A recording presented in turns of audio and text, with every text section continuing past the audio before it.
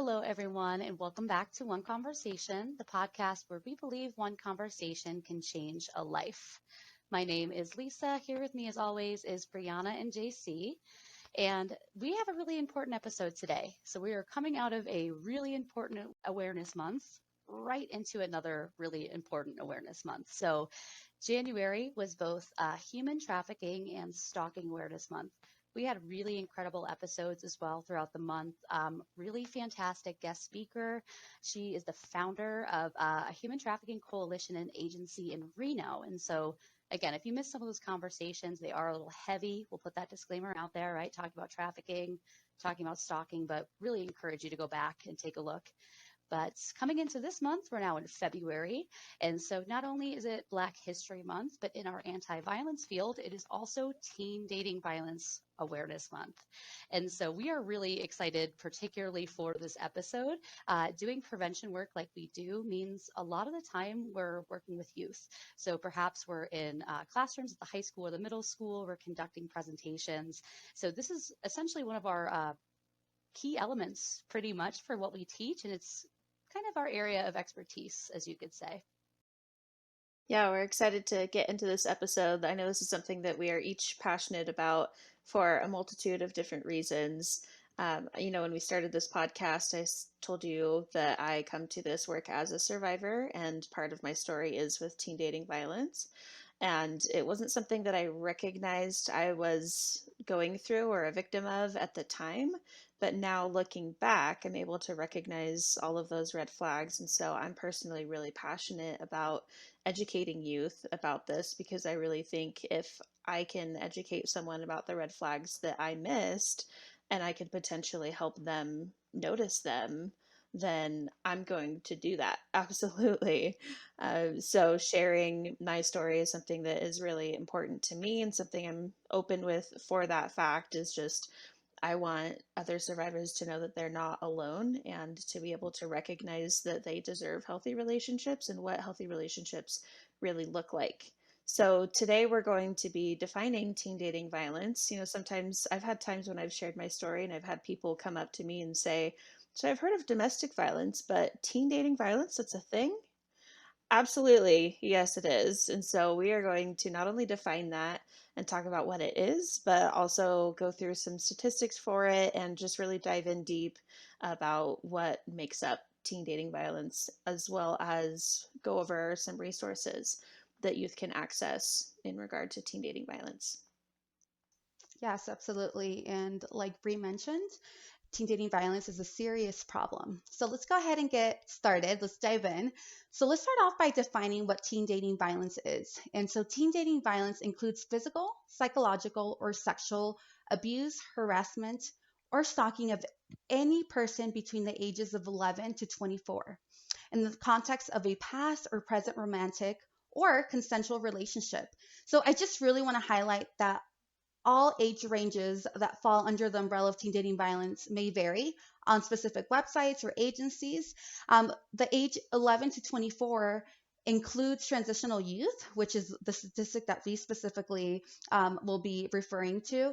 And so, youth between 16 to 24 is a transitional age, and that's why it's included um, in the definition of teen dating violence. And so, any young person can experience teen dating violence abuse, just like domestic violence. So, regardless of gender, sexual orientation, ethnicity, religion, or culture, it does not discriminate. And it can happen to anyone in any relationship, whether it's one that's serious or one that's casual. Yeah, and I'd like to highlight some statistics here because it is so common. It is such a serious issue. And these statistics I actually pulled from, we recently did a proclamation in the county that I work in, Alpine County, and this was approved by the Board of Supervisors. So this is something that we are spreading far and wide, just so you know, that's reference of where these are. It's also, I pulled, I think most of them from a recommended statewide proclamation that a statewide organization recommended as well. So, according to the American Psychological Association, 1 in 3 teens, so if you have 3 teens in front of you, we're talking about at least one, ages 14 to 20, have been victims of dating violence, and about the same number say they have committed relationship violence themselves. One of the things about educating about teen dating violence that's so important is we're not just talking to one gender. Like JC said, it can affect anyone, but we are talking to everyone because everyone can learn to have healthy relationships. Everyone deserves to know what healthy relationships are. Also, according to the Center for Disease Control and Prevention, they have a program called Dating Matters Strategies to Promote Healthy Teen Relationships.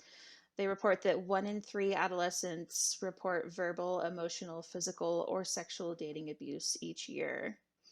Dating abuse can happen to anyone, like JC said, regardless of sexual orientation, gender, socioeconomic standing, ethnicity, religion, culture, just really drive that point home of it doesn't matter where you come from or what your situation is, this could be something that affects you.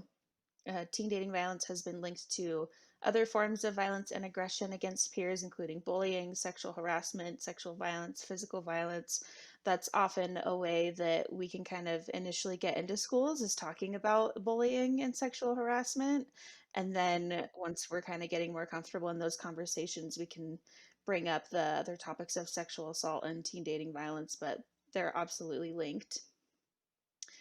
Survivors of teen dating violence have increased risk for truancy, dropout, teen pregnancy, suicide, having eating disorders, and engaging in other harmful behaviors such as use of alcohol, tobacco, and other drugs. So you can definitely see how this is a serious issue and can affect many facets of a person's life. And also, victims of teen dating violence are at an increased risk for carrying a weapon to school, being threatened or injured with a weapon at school, and damaging school property. So, this can affect other people around them as well. It's not just existing in this vacuum of that teen relationship, it can affect other areas of their life and other people around them. Yeah, and I mean, quite seriously, right? Just kind of thinking about that statistic or that idea that many survivors are at this increased risk, right, for any kind of maybe health behaviors or issues, maybe with school, Mhm. right, truancy, dropping out, your grades dropping, taking on those at-risk behaviors, smoking, coping with drugs and alcohol. And so, I mean, the impression that this makes, I think, for us to start thinking about how important this is, think about right now if you go to a high school, or think about right now if you did go to a high school. Think about in that setting. There's a lot of things going on with teenagers to begin with, right? But then you think about dealing with a really serious issue every single day. And the way that I'm probably going to cope with that at that time, being that age, not really maybe having resources, right? Or maybe feeling like I don't have anyone to really talk to about this. Of course, we're going to see it almost as what we call like those conduct disorders, or essentially acting out, because you're trying to deal with everything, not only again all the other things we know go on for teenagers at that age, right, dealing with stress, dealing with school, but dealing with the stress of surviving every day with abuse or with mistreatment or with just disrespect, right, that's taking you to a certain level. Yeah, we're probably going to see that manifest somehow. We're going to see acting out, we're going to see coping, we're going to see maybe not going to school because we have a lot to deal with. And so, I think at any point, it's just a good idea if you notice that somebody maybe is completely withdrawn, maybe someone's acting completely different, maybe someone used to be really calm and cool and collected, and now maybe they like flip out really easy, right? Or get agitated super easy, or get down on themselves and really mean to themselves or others really quickly. We're not saying that they're experiencing teen dating violence, but regardless, it's something really important to probably check on that person about. If you see someone reacting to the world like that, it's usually because there's something bigger going on. And so in this case, yeah, if we're talking about teen dating violence, we could see maybe they're acting out because, again, they're dealing with that, or that they're coping. And so we are going to share. I know if you've watched previous episodes with us, especially talking about domestic violence, right, which we know is a lot similar, very similar to teen dating violence, we have already shared out these ideas with you guys that we have a wheel for everything. And so when we're looking at things like relationship abuse, or what's good in a relationship, or how to treat someone well and how to communicate, we have a wheel, like this like model for everything. And so right now I'm going to share out, we have a specific wheel for teen dating violence. Essentially, Every part of the wheel shows a different way that someone could mistreat or abuse their partner. And this wheel is really important when we're thinking about how these relationships happen. Because again, we've gone over this. The common question for people in the relationship that are being abused or being mistreated is, why are you there? Why did you let this happen? Or how is this still continuing? Why are you letting this continue? This wheel does a really good job kind of showing us how that's not an easy question to ask because there's so much going on. This person's going to feel possibly really helpless, possibly out of control, right? Like they don't have control of what's going on, or the ability to safely make a decision. And so that's why we love showing these wheels. They're really important, kind of realistic pictures, right, of how these things are played out. And so let me pull that up. We are going to share this out. And so for those of you who are watching right now on YouTube, we're going to start at the top. So we are going to start with this section on peer pressure. So again, this wheel shows us all the different ways in which manipulation and abuse can be played out between teenagers, young adults in this relationship. And so we know peer pressure is really big. I think we all remember being in high school. I think we all remember being at an age when our image is super important, right? Our legacy, how people in my class or my school are going to perceive me, what they're going to think about me, how they'll remember me. When we're out of high school, the stories that will be told. When you're in high school, that's a super big deal. And honestly, no one else should have the right or the opportunity to create your legacy for you. No one else should get to say, this is how you're going to be remembered. And so it is really important to think about the kind of pressure peer pressure can have. So, for instance, maybe someone is in an unhealthy relationship, and maybe they're telling their partner, hey, listen, this isn't okay. And maybe I want to break up with you. And maybe their partner's response is, well, go ahead. But if you do that, remember all that private stuff or that secret you told me or all that stuff we did together you didn't want me talking about? Well, if you're not caring about me anymore, right, then I don't care to keep those secrets for you. I'll go tell my friends, or maybe I'll expose those photos you shared with me with consent and kind of unconsentedly share those out. So there's a lot of ways in which it's kind of like blackmail. You're kind of telling somebody, if you try to leave or if you try to tell somebody, I'll spread rumors, I'll gossip, basically I'll ruin your reputation. And again, we know for high schoolers, that could be a really big deal. I think we all could speak to that. So, next on the list, we have anger and emotional abuse. And really, I mean, to just sum this up, it's essentially using your words to really make someone terrified or feel like at such a low point, right? Maybe you've humiliated them or put them down. Maybe you know kind of what to say to somebody to really make them feel awful about themselves. Or maybe you're doing this in front of other people. Right? So maybe it's that situation. Maybe I just started dating someone at school. I go up to them in the hallway and they're in a group of their friends. And now that we're dating, I think it's fine. I can kind of walk up and be next to them. But maybe when I do that, this person's kind of like, what are you doing here? Or like, go away. I don't want to talk to you right now. And kind of that like public humiliation of like, your friends are here and that was embarrassing. And now I don't know what to do. So there's a lot of ways in which this could be played out in real time, especially with teenagers, right? But I think looking at it essentially just really tearing somebody down. So again, making them feel terrified, humiliated, whatever that could be to get them in that super low state. Our next one is using social status. So that one's using sexist, racist, homophobic, classist, all any of those stereotypes to justify unfair behavior. So using any of those things that someone might fall into, might belong to one of those groups, or stereotypically could quote unquote belong to one of those groups, right? Using that against them. And I also think in this one, the cliques that we had in high school, I think everyone can remember those. Yep. Using those social status, those are very real and they can be very, what's the word I'm looking for? They can really control your day-to-day life, if you're trying to fit in with this one group and you're feeling like you have to act a certain way to be in that group, and someone's using your actions in that way against you, that is absolutely a part of this social status as well, using that as part of the abuse. intimidation, so making someone afraid by using looks, actions, or gestures. So for this one, I actually do have a personal story for this one. The violence that I experienced, part of why I never recognized it as actual teen dating violence was because there was no physical violence. And I thought if there wasn't physical, then it was just not a great relationship. As soon as it crossed that line into physical, I could understand that. Then I would know, well, maybe. I can't speak for myself in that time. I might have not even considered it at that point. But I knew that that was some sort of a cutoff for me, was the physical. But I experienced so much intimidation and those looks, actions, and gestures, such as, my partner would punch holes in the walls in our apartment and would make me sit there and look at the holes in the walls and remember that what I did caused him to punch those holes in the walls, and I needed to sit there and remember that.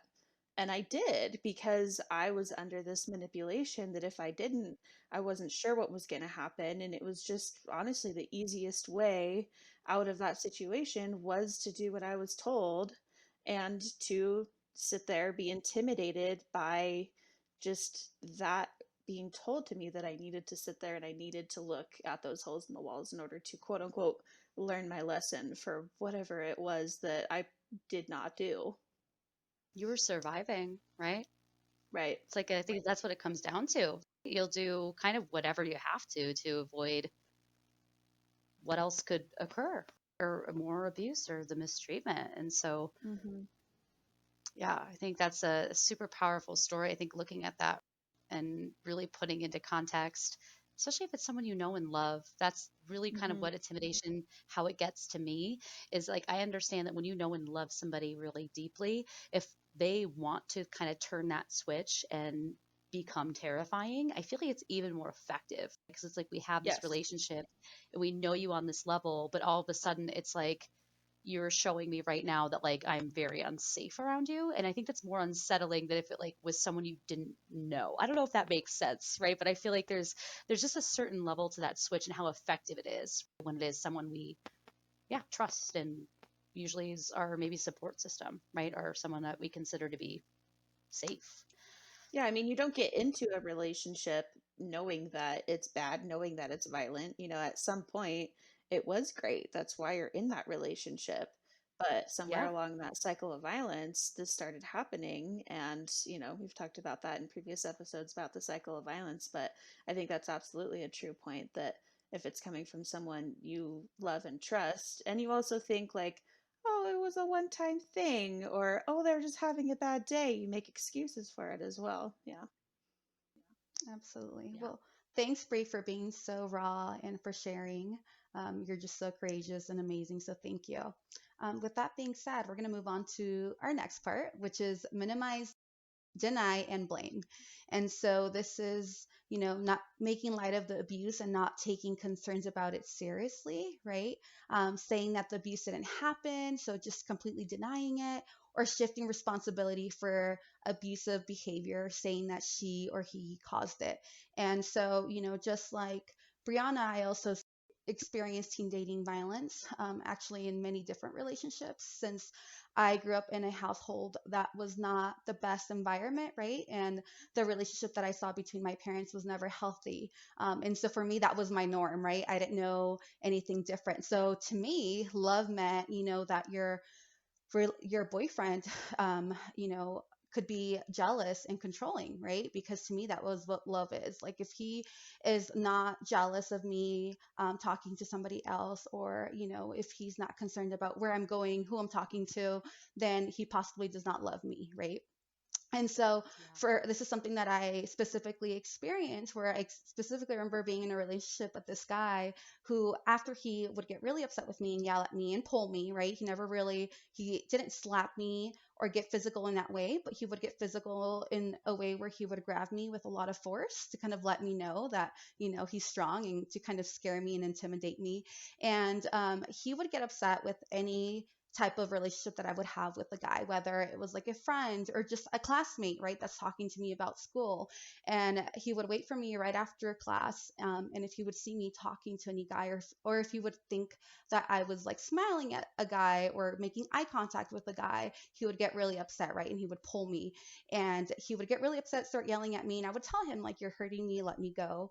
And he would start by like completely denying what he was doing, right? Like, I'm not grabbing you hard. It's you. Do you not see that you caused this? You're the one that's making me react this way. Like, you're the problem. It's not me. And I clearly remember never getting an apology from him. It was always like, well, I did nothing wrong. It was you. Maybe you should look at what you're doing, right?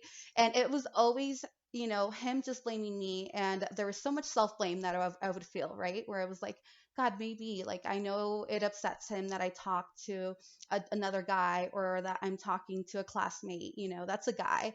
Like, I should know better. And so there was so much self blame behind that, right? Because we know that a lot of this is psychological. So I started believing a lot of the things that he would say to me. But again, that was, that was my norm. I did not know what a healthy relationship was like. My dad was always very controlling with my mom, where she could never go anywhere alone and she had to be home by the time that he got off of work.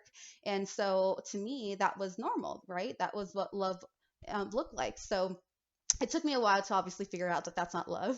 But going on to our next portion, which is threats, making and or carrying out threats to do something to hurt another, threatening to leave, right? Like, I'm leaving, I'm not doing this anymore, to commit suicide, or to report him or her to the police, right? So they may be turning it on you and making it seem like you're the one that's doing something, making her or him drop charges, making her or him do illegal things, right? And so I think threats are very powerful, and it's something to be mindful of, because sometimes that could be the barrier on why a victim's not leaving. And I know for me specifically, the abusive person that I was with, and specifically talking about this person that I just spoke about, he would constantly threaten to hurt himself. So, when I would get fed up and I was like, I'm done, I felt like I could not do anything without his permission. I could not hang out with, even my own cousins and friends, even though there were girls to him.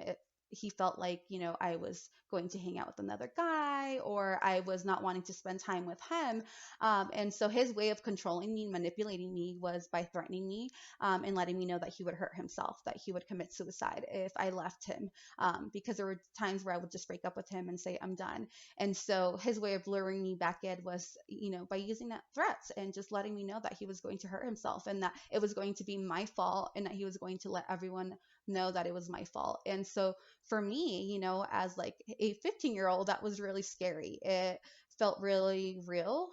It felt like, yeah, he could do that. And regardless of, the pain and the hurt he was causing during that time, I did not want anything to happen to him, because I cared about him. So this is something that does happen. And for many victims, there's different barriers on why they don't leave. And there's different tactics that the abuser uses. I think that's so important, especially in teen relationships. I think we're all pretty savvy to this fact that most of the time in teen dating violence relationships, like, the threats that get carried out is usually that threat of self harm, right? If you leave, I'll kill myself or I'll hurt myself. And so, I mean, how absolutely impactful and crushing is that threat going to be for somebody? If you are a healthy partner that does not want to do harm, you're just looking for a way out. But now they say, if you get that way out, well, here's the consequence of that, right? And I'm blaming it on you, or I'm telling you that it's going to be on your shoulders. Think about how, like, crushing.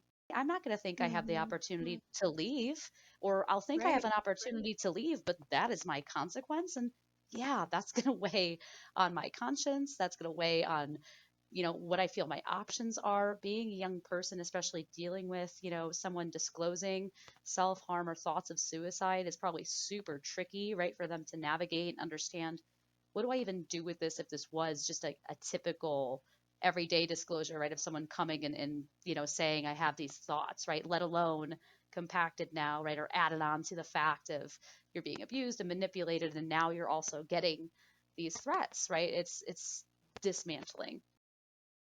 Yeah, the options you feel at that point have to be very slim to very much zero, right? And so it's super And that's important that we kind exactly of what discuss that. the other Yeah, that's exactly what the other partner wants, right? Is they want you to feel like you have no option but them. It's very Yeah, effective in what they're doing.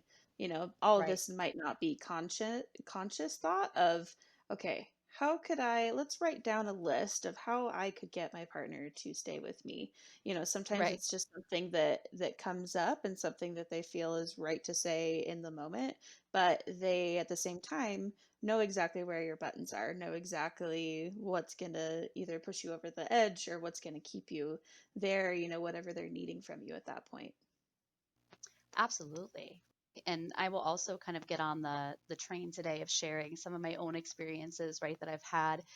My first significant relationship was tumultuous to say the least. A lot of abuse going on, not necessarily physical, but I will say that threat component, like JC was just speaking to as well, was one of the biggest pieces for me. And it wasn't necessarily self harm, but what had happened was when I met this person, I was pretty young at the time. I was only 16 or 17. They were about 17 or 18, so not much older, but a year or two older. But they were getting off drugs essentially. This person, he was on drugs for a year or so, was living at a college in the area. This is back in Pennsylvania, but living at like a local campus pretty much for a popular college with friends, didn't go to the school, but lived there, was like selling and dealing and all this stuff. And so got out of that life, ended up losing pretty much all of his friends. By that time, he said his family had wrote him off because he was on drugs, and his other friends that were clean had wrote him off because he was on drugs. And then he also had wrote his other friends off because they were on drugs. Right? So I kind of met him through a couple of good friends of mine that had known him kind of throughout his life, right? I think reconnected with them like elementary school and, talking to him again nowadays kind of changed or, got cleaned up, whatever. So anyway, I met this person and just head over heels really quick. All the hallmarks of the unhealthy relationship, right? All the hallmarks. And there's other things I'll speak to it a little bit, but again, a lot of different forms of abuse going on. And so when it was time for me to start kind of after the work that I did and taking in some of the information and trying to say, this isn't okay or I'm going to leave and, trying to kick him out. We were actually ended up living together at one point too, being pretty young. So when I'm saying, hey, I don't think this is a good idea, maybe you should leave or I should leave, his biggest go to was threatening me that he was going to go and relapse and it was going to be my fault, essentially, right? Like, I'm just going to go back to my old ways. I have no one, I have nothing. You are all I have. And if you go, you're essentially leaving me for dead. And to say that that utterly dismantled every option I thought I had at the time, right? Being that young, it absolutely did, right? Because again, I didn't want that weighing on my conscience. It was so important to me to like not harm this person and in a relationship do the best I could to support him, his sobriety, who he was, right, even throughout all of the abusive or unhealthy things that were happening. And so saying things like that, yeah, immediately, that option was gone for that moment because I couldn't fathom. And at that time I did believe through all the minimizing, right, blaming it on me, all the other things going on, I really believed that, right? I really internalized that's what would happen and it would be your fault. So that became the only option and an option I didn't feel comfortable or safe taking. So threats, super important. And then, so moving on to these last few pieces, we have sexual coercion, which in teen relationships, I always say it's all about consent.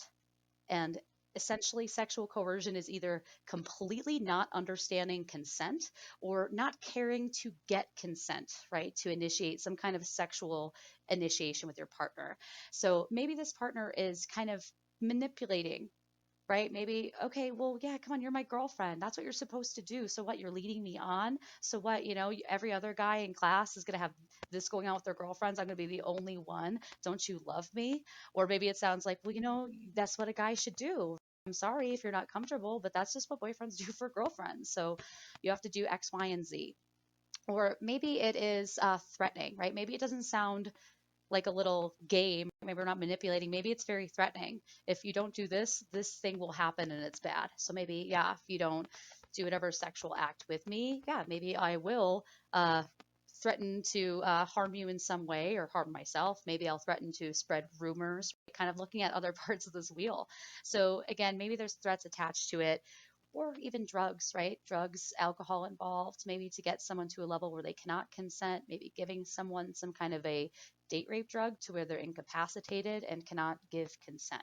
So we will keep that conversation. Trust me, we'll have episode upon episode about consent itself. Super important. But essentially, it's just that person has not given you a yes. They have not given you or said yes. And maybe you've assumed it, but I'll just say this, never assume someone says yes. Okay. So kind of think about that being our biggest statement there for sexual coercion.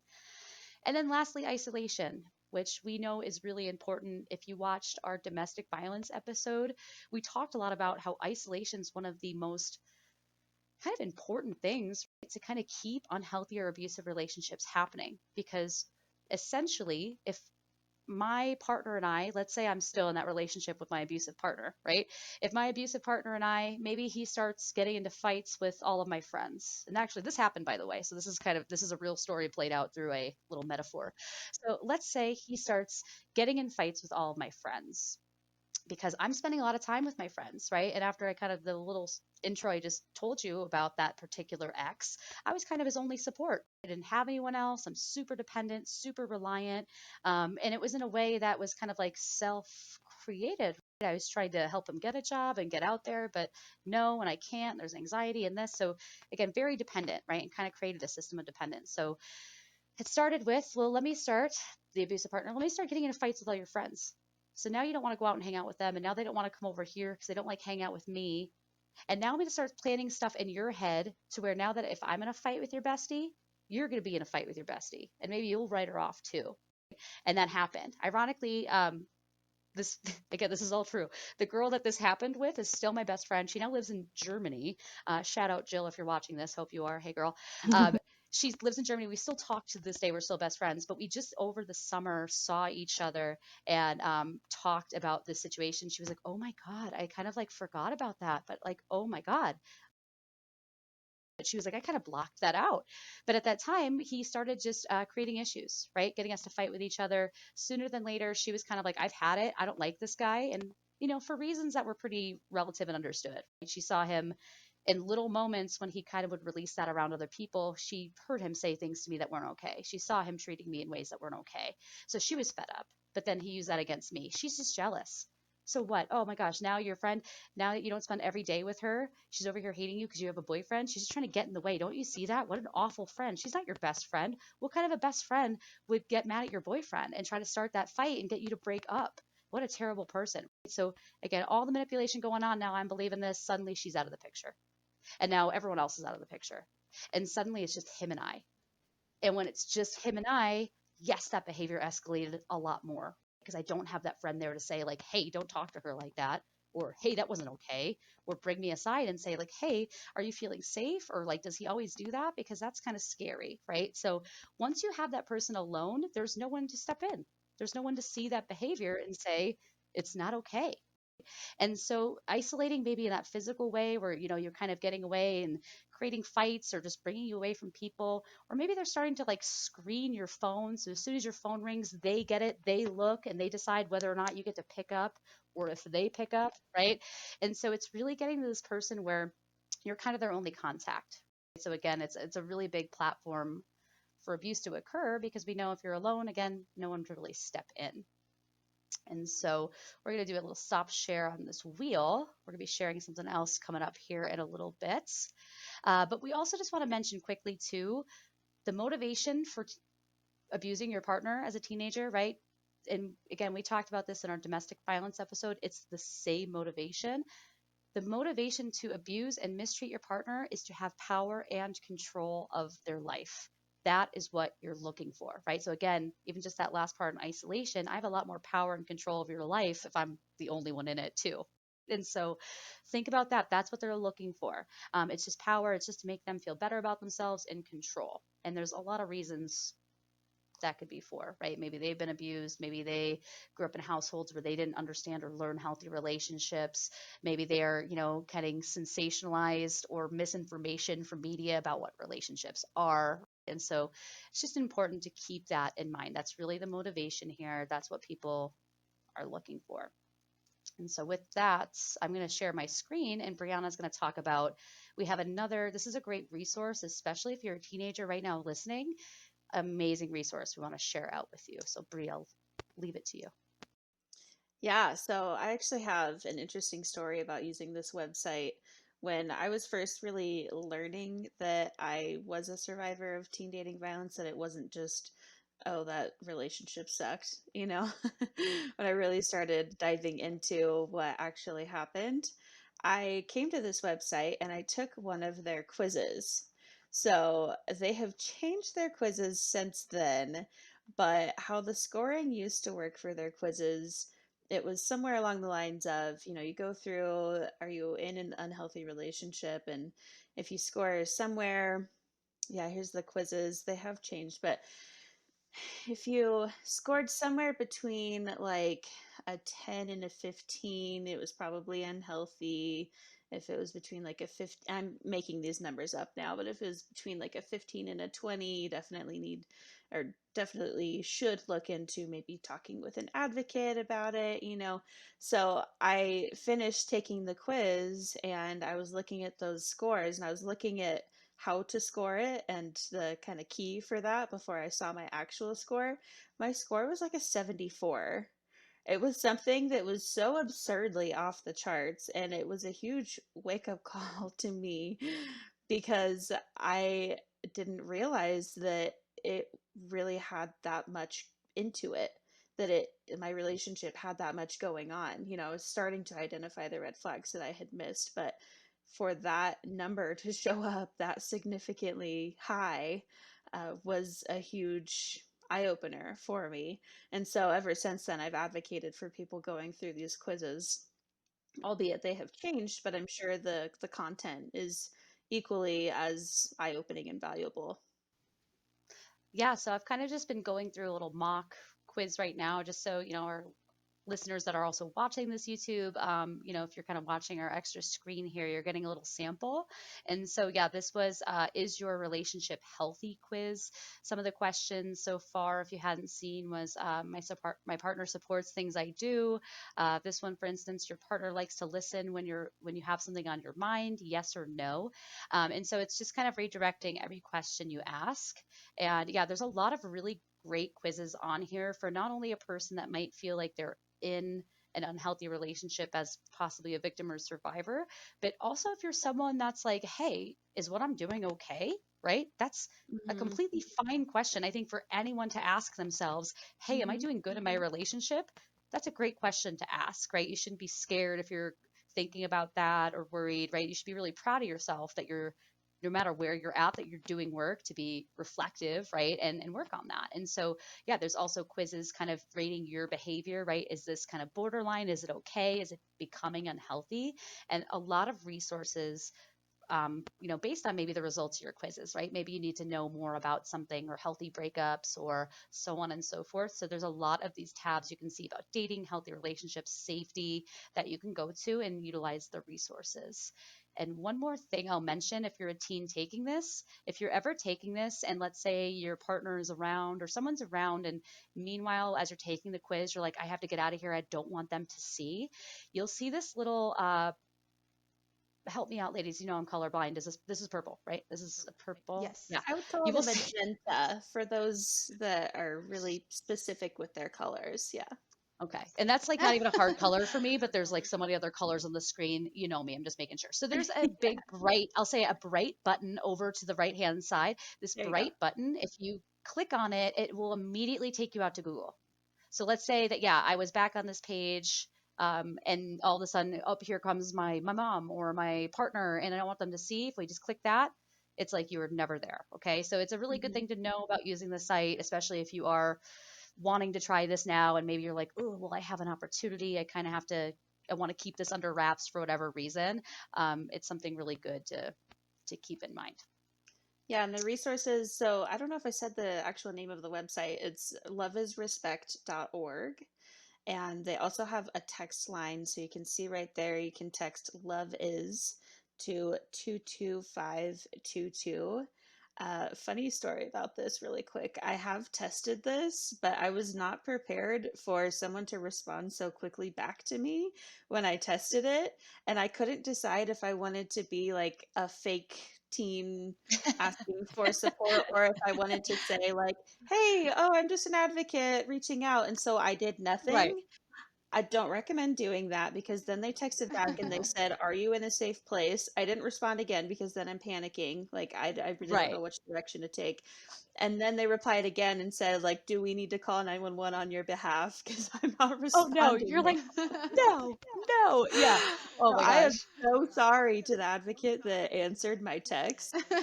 If they're Go listening right now, this is an apology. This is a formal public Yes. apology.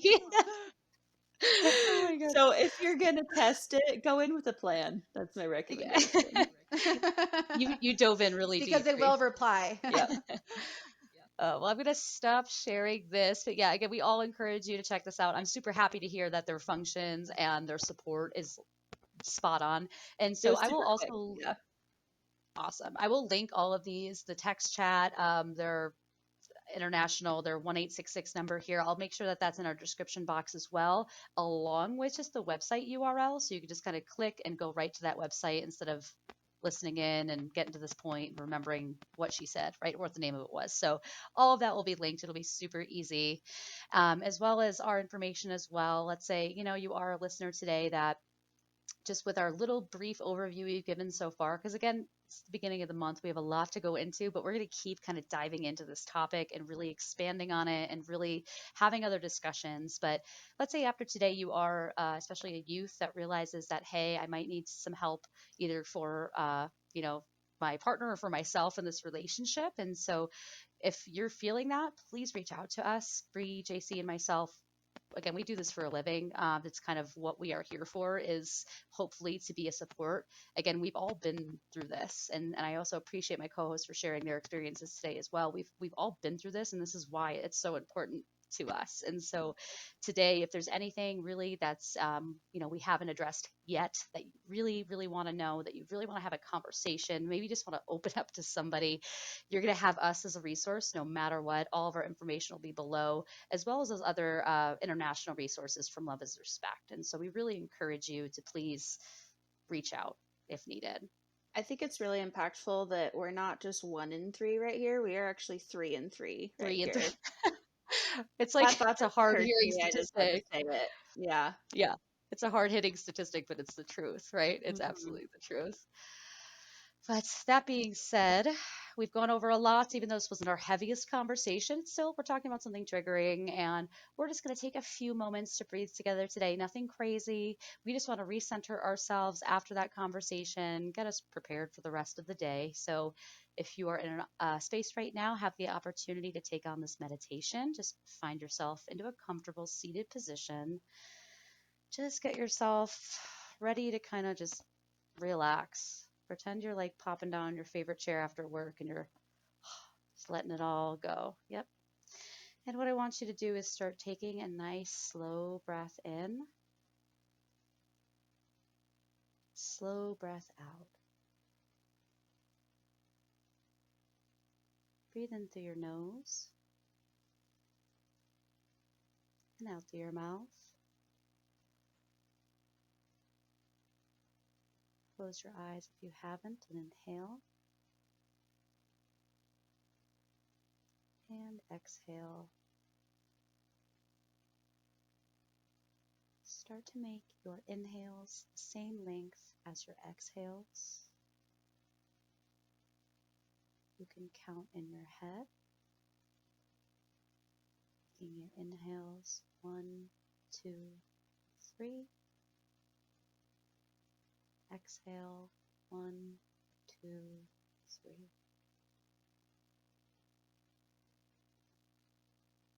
Keep focusing on your breath and start noticing any spot in your body. Do you feel tension? Do you have any restlessness? Do you notice your mind racing? I want you to start sending your breath to that place. Maybe it's to that muscle to calm your mind. Every exhale, Send your breath to that space.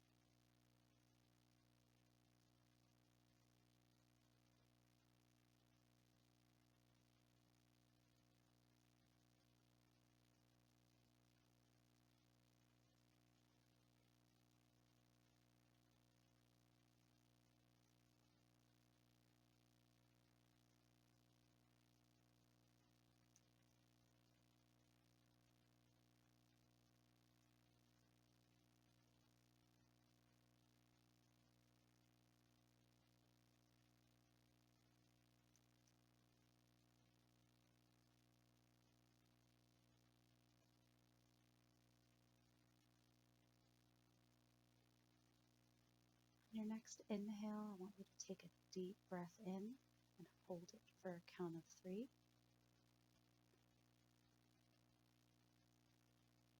A long, steady exhale.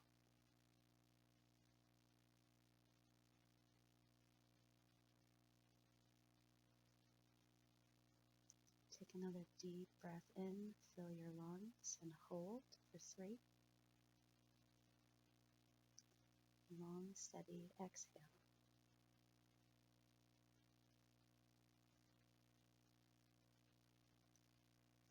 On your next inhale, think of an affirmation or positive word as you breathe in and hold for 3. Exhale, send your intention out.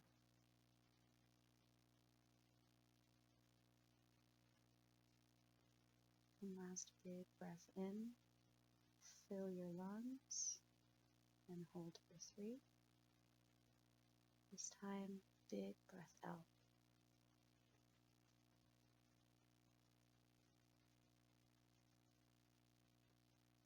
I want you to slowly go back to your normal breathing. Start to gently wake your body up. Adjust in your seat. Roll your wrists and ankles. Roll your neck or your shoulders.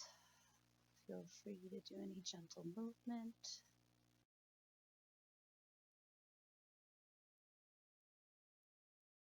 Thank you so much for that lovely breathing technique. I definitely feel very relaxed. I think it may be, I know Brianna mentioned maybe a nap during our lunchtime, so I may have to do that as well. So That was a perfect start to the nap then. Perfect.